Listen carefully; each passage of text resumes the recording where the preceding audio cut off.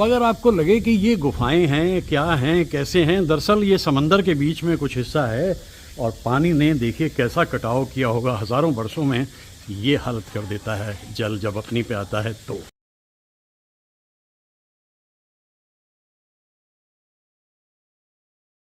तो ये वो हिस्सा है पुक्कट जिसे कहते हैं हाईलैंड में, जहाँ रॉक्स ने कट करके जो इनमें इरोजन हुआ वो ये रूप उनको मिल गया। हज़ारों वर्षों में ये सब हुआ होगा एक आइलैंड के आसपास। पुक्कट, हाईलैंड पुक्कट, और उसके पास में ही ये है पीपी आइलैंड। और ये देखिए ज़रा रॉक का क्या हालत हुई है वक्त के साथ साथ, पानी ने कितना इनने इरोजन किया।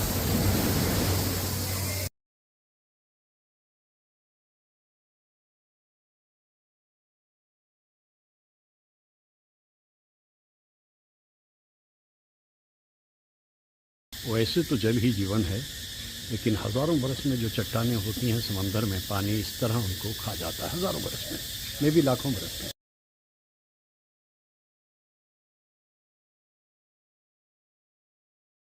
फुक्कट से लगभग आधे घंटे के फासले पे जब आप निकल जाते हैं तो इस जगह को कहते हैं रेली बे।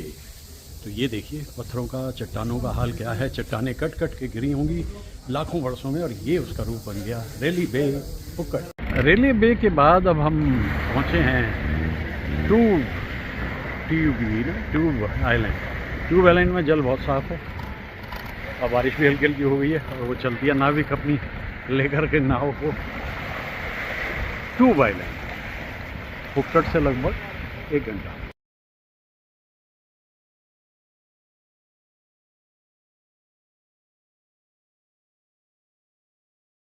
So from Relay Bay we have reached Tube Island, that is TUP Island, and the navigator is doing a great job for us with this, and they are navigating it with such perfection that it's all in the pleasure. And what यहाँ देखिए पानी कितना साफ है, जल कितना सुंदर है और बहुत ही खूबसूरत है। तो this is tube island. 4 island हमने करने हैं, एक कर लिया रेले बे, ये ट्यूब है, इसके बाद अभी 2 और बचे हैं। और ज़रा मंजर देखिए, नज़ारा देखिए कितना खूबसूरत है, बहुत ही अच्छा लग रहा है मुझे। और जल देखिए ज़रा, हमारी गंगा जैसे होती है बस उसी से उतना ही साफ है। और अब ये कुछ और आगे बढ़ना है। थैंक यू जी।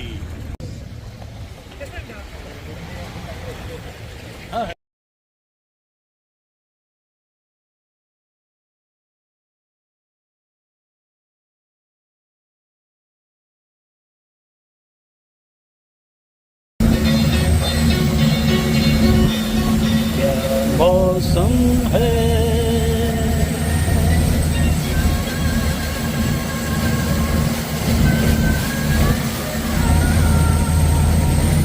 ऐ दीवाने दिल, चल कहीं दूर निकल जाए। भाई मैरियट पुक्कट से मैं आ गया यहाँ सेंट्रा से ये कार्बी बीच। अब मैं 3 बीचेस कर चुका हूँ और 4 देखने हैं टोटल। और गाना कितना खूबसूरत आ रहा है। चाहत के काबिल इसलिए हम मिल जाए।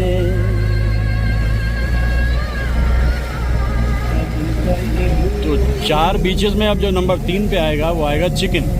टब आया, उससे पहले रेली बे आई और अब टब आया, इसके बाद चिकन और उसके बाद एक और। तो ये हुआ चिकन आइलैंड नंबर 3, एक रह गया।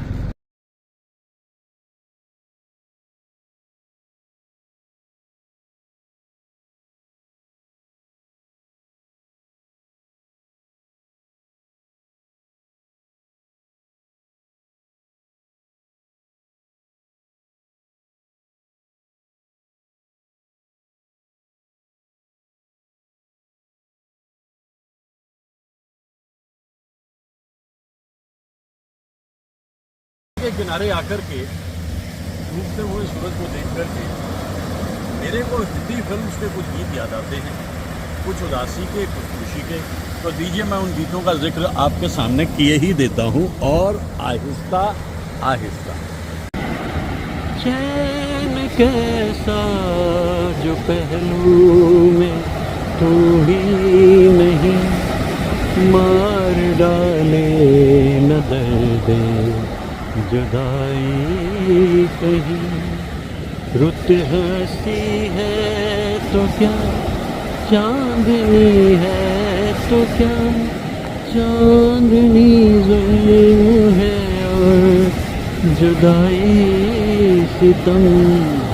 शाम गम की पसंद आज गमगीन हैं हम, आ भी जा आज मेरे संग। अब ये उदासी का गीत है, ये खयाम साहब की धुन है और गाया तलत साहब ने। लेकिन इस गीत के बारे में जो उस ज़माने में भी मुझे अजीब लगा, जब मैंने लगभग 50-55 साल पहले इस गीत को सुना, उसमें लिरिक्स में लिखा हुआ था मजरू सुल्तानपुरी और सरदार जाफरी। यानी दो गीतकारों ने, यानी दो शायरों ने मिलकर इस गीत को लिखा था। कम ही ऐसा होता है। अब ये सामने जो बादलों ने एक आकृति बनाई है, ये क्या हो सकती है? It's open to interpretation. लेकिन इनके बीच से मैंने झांकते हुए सूरज को कैप्चर कर लिया, क्योंकि ये शाम, वो शाम, और उससे पहले की शाम, वो शाम कुछ अजीब थी, ये शाम भी अजीब है, क्योंकि खाली हाथ शाम आई है, खाली हाथ जाएगी, खाली हाथ शाम आई। आज भी न आया कोई, कल भी लौट जाएगी, खाली हाथ शाम आई है। अब देखिए ज़रा, ये समंदर का किनारा, और इस समंदर के किनारे पे ही अगर आप देखें तो कितने अलग अलग पहलू इस समंदर के हैं। कहीं ये एक रॉक ऑफ जिब्राल्टर की तरह से रॉकफुल लिए हुए है, और कहीं इसमें पहाड़ों का एक अक्स नज़र आ रहा है, और कहीं इसमें दिखाई दे रहा है मुझे घर जाता हुआ सूरज। और सूरज ने कहा भाई अब हम चलते हैं, और फिर सुबह उगना है, थोड़ा जा कर के कहीं विश्राम किए लेते हैं, शामें। और कौन भूल सकता है फिर वही शाम, वही हम, वही तन्हाई, दिल को बहलाने तेरी याद चली आई है। बड़ी मोहब्बत से धुनें तैयार की थी मदन मोहन जी ने, और गीत लिखे थे राजेंद्र कृष्ण ने। बड़ी इत्मीनान से फिल्म बनाई गई थी, लेकिन पिट गई बुरी तरह से, और यहाँ खत्म हो गया तलत महमूद साहब का भी वो करियर जो इतने बरसों से ऊंचाइयां हासिल किया। तो ऐसे गीत कुछ याद दिला देते हैं एक पुराने दौर को। वो एक ही लम्हा जो होता है, या एक ही घटना जो है, वो ज़िंदगी में इतना परिवर्तन कर देती है कि आदमी ठीक से देख पाता नहीं, और पर्दे पे मंज़र बदल जाता। तो मंज़र बदल गया ना, देखते देखते सूरज डूबने जा रहा है। अगर डूब भी गया तो शपथ छोड़ जाऊंगा, और जैसे इसकी पहली पंक्ति है, सूरज हूँ मैं अपनी रमक छोड़ जाऊंगा, सूरज हूँ मैं अपनी रमक छोड़ जाऊंगा, अगर डूब भी गया तो शपथ छोड़ जाऊंगा। तो ये लालिमा रहेगी देर तक, लेकिन सूरज के जाने का वक्त आ गया। और अचानक मुझे कुछ इस तरह के पुराने गीत याद आ गए जो शाम से वाबस्ता हैं, कुछ मोहब्बत के गीत, कुछ जुदाई के गीत। और लहरों को देखिए, लहरें तो अपना चलती चली जा रही हैं, रुकती ही नहीं, किनारों को छू करके लौट जाती हैं। ऐसा भी ज़िंदगी में होता है कि मोहब्बत परवान चढ़ती है, लेकिन फिर उसके बाद में वो सब हासिल हो नहीं पाता जिसकी तवक्को आशिक करता है। और ऐसे कितने ही उशाक जो हैं इस दुनिया में ये सोचते सोचते रह जाते हैं कि आफ्टर ऑल मेरा सूरज डूबा तो क्यों। इसका कोई जवाब मिलता नहीं है। ज़िंदगी के ज़्यादातर प्रश्नों का जवाब मिलता नहीं, क्योंकि ज़िंदगी एक ऐसी पहेली है, बस चलते चले जाइए, चलते चले जाइए। जो हो रहा है उसको कबूल कीजिए, इसके अलावा और कोई रास्ता मुझे तो नज़र नहीं आया। तो बड़ी आसानी से मैं जो हो रहा होता है उसको कबूल कर देता हूँ और ज़िंदगी फिर इसी तरह से करवट बदलती रहती है।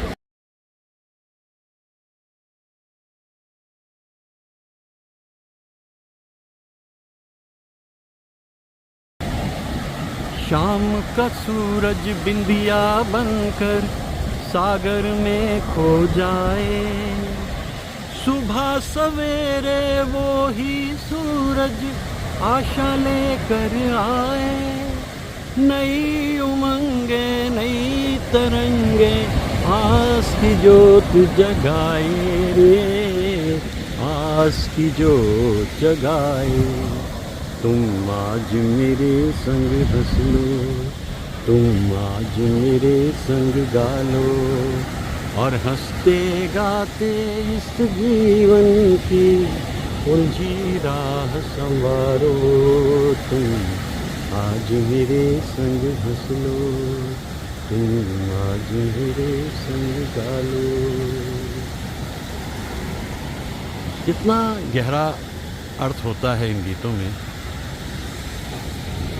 दुख में जो गाए मल्हारे वो इंसान कहलाए, जैसे बंसी के सीने में छेद है फिर भी गाए। गाते गाते रोए मयूरा फिर भी नाच दिखाए रे, फिर भी नाच दिखाए। तुम आज मेरे संग हंस लो, तुम आज मेरे संग गा लो, और हंसते गाते इस जीवन की उलझी राह संवारो। तुम आज मेरे संग हंस लो। लहरों का रेला है, अगर जीवन एक मेला है, खेला है, तो एक लहर आती है दूसरी जाती है, और उसी तरह से ज़िंदगी भी आगे बढ़ती है। हालात कैसे भी हों, घबराना नहीं, बस मुस्कुराना, और हर समस्या वक्त के साथ आती है और वक्त के साथ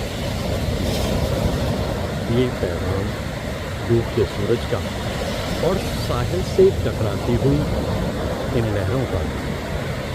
कंसिस्टेंटली लग रही है आप अपने काम पे, बस रिज़ल्ट तो कहीं और से आता है। एफर्ट की ओके, ये बातें जितनी जल्दी समझ में आ जाएं, जीना उतना आसान हो जाता है। वरना तो एक मुअम्मा है समझने का ना समझाने का। ज़िंदगी काहे को है, ख्वाब है जीने का।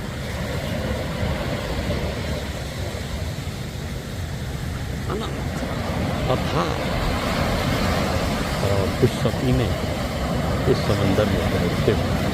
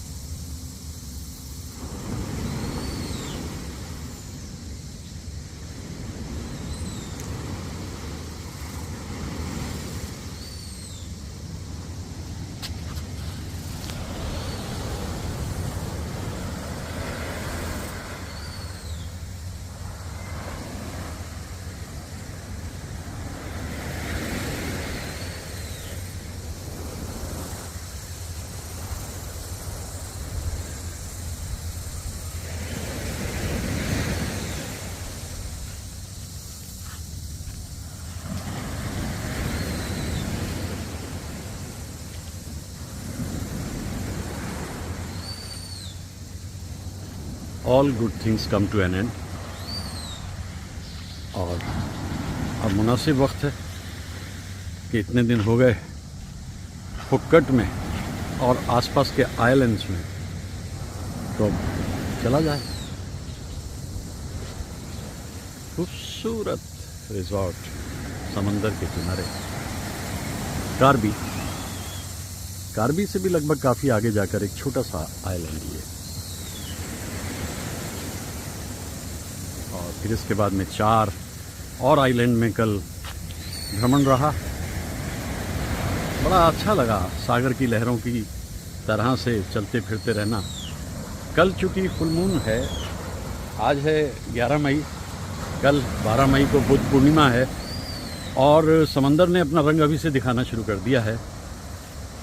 कल ये समंदर उधर पीछे तक था और आज सवेरे सवेरे ये यहाँ तक आ गया। वो जो बोट होती हैं उनको भी इसमें चलना बड़ा मुश्किल हो जाता है। लहरें इतनी तेज़ी से धक्के देती हैं बोट्स को कि उन्हें भी संभालना मुश्किल हो जाता है। लेकिन खैर, पहले भी होता आया है, अब भी होता रहेगा। बहुत ही सुंदर दृश्य रहा। अब चलते हैं वापस। चलें भाई मन अपने, ओ मेरे मन, ओ मेरे दिल के चैन। यहाँ तो बड़ा चैन रहा भाई। तो अब चलते हैं अपना यहाँ से फुक्कट, और फुक्कट से फिर देखेंगे क्या मूड बनता है चलने का वापस। अभी रुकना है, 1-2 दिन और रुकते हैं भाई, देखते हैं कब कब निकलना होता है। वो एक सफ़ीना चल दिया।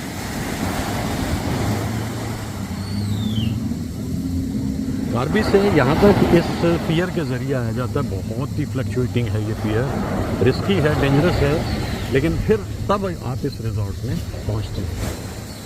बहुत अच्छा लगा, बहुत ही साइलेंस, सोलेस, सीरेनिटी, खामोशी, सरगोशी, ऊंचे ऊंचे पहाड़। रात वहाँ से उग रहा था चांद, क्योंकि कल पूर्णिमा है, बुद्ध पूर्णिमा वो भी। और फिर ये कल तो सारा दिन इसी तरह से बीता।